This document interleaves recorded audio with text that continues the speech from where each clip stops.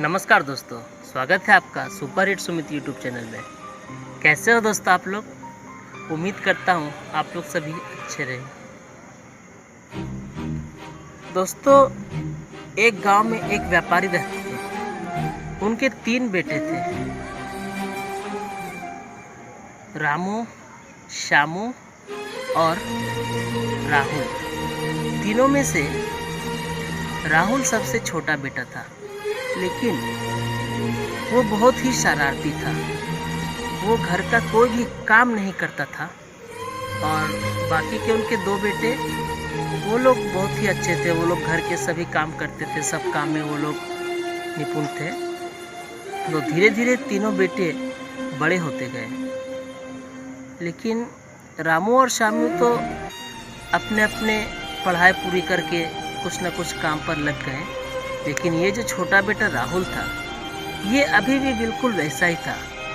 इसके अंदर में कोई सुधार नहीं हो रहा था दोस्तों। तो उसके पिता ने एक दिन बोला, रामू, ओ श्यामू। वो दोनों बेटे तुरंत आगे बोले, जी पापा। बोले, आज तुम लोग काम पर नहीं जाओगे, आज ये लड़का काम पर जाएगा, राहुल।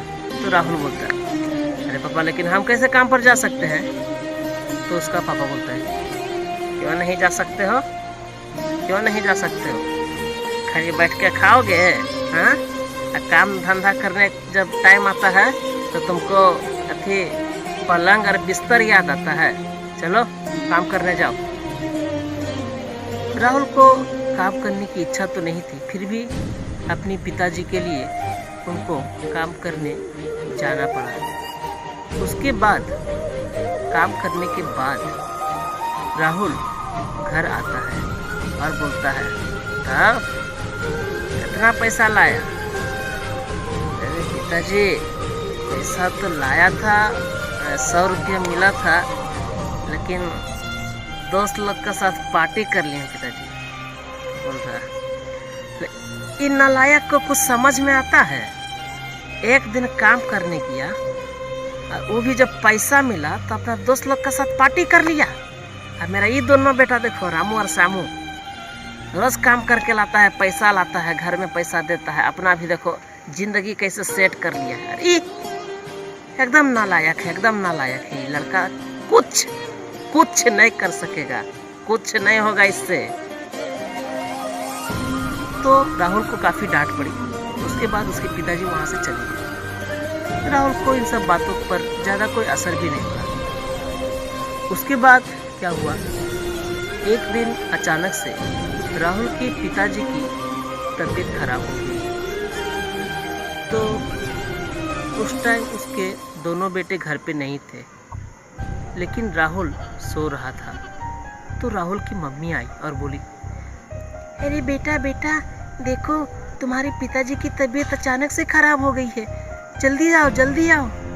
राहुल अचानक से उठकर जाता है अपने पिताजी के पास और राहुल देखता है उनके पिताजी बुरी तरह से बिस्तर पर लेटे हुए हैं और दर्द से इधर उधर छटपटा रहे हैं। राहुल जल्दी से अपने पिताजी को उठाता है और हॉस्पिटल लेकर जाता है।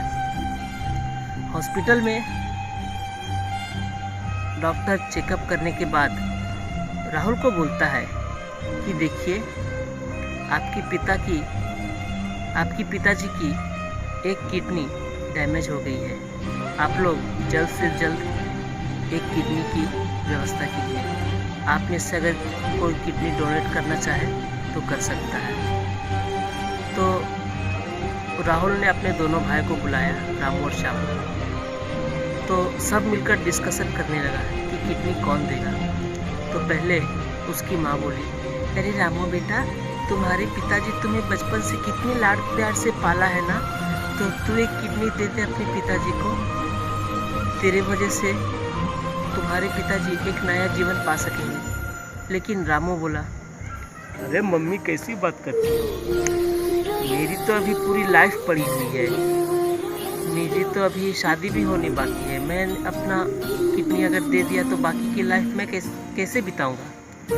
फिर उसके मझले बेटे श्यामू के पास गया तो बोला, अरे मम्मी, क्या तुम भी? मेरी भी तो अभी तो मैंने करियर शुरुआत किया है, अभी अगर मैं किडनी दे दूंगा तो मैं अपनी बाकी की ज़िंदगी कैसे जीऊँगा। उसके बाद अचानक से देखता है कि उनके छोटे बेटे राहुल ने फॉर्म भरा और अपनी किडनी अपने पिताजी को डोनेट कर दिया। उसके बाद जब राहुल के पिताजी हॉस्पिटल से स्वस्थ होकर आए तो अपने तीनों बेटे को एक साथ खड़ा पाया और बोला, अब हम जानते थे मेरा यही दोनों बेटा में से कोई हमको किडनी दिया होगा। ये तो नालायक है, ये तो कुछ कभी देगा नहीं। हमको शुरू से पता था, इस पर भरोसे नहीं था हमको। कौन दिया किडनी? मेरा रामू बेटा दिया, नहीं तो मेरा श्यामू बेटा दिया होगा। तो वो दोनों चुपचाप खड़े रहते हैं।